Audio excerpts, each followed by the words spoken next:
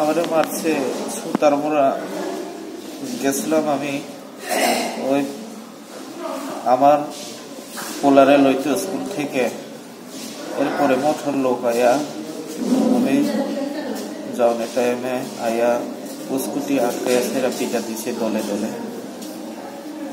10-15 জন মতো মারছে আর অনেকের লোক যাইয়া দেখতেছে মারো মারো পিটা। কে তারা? কে? মথার লোক। তুমি কি করো এমনিতে? আমি তো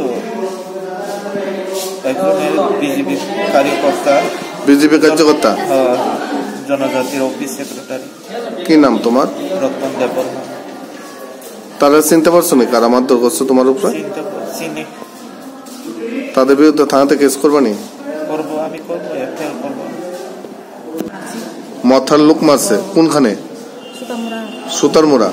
কি নাম হের? রতন দেববর্মা। কোনখানে আনছেন এখন? আনছেন কোনখানে? হসপিটালে।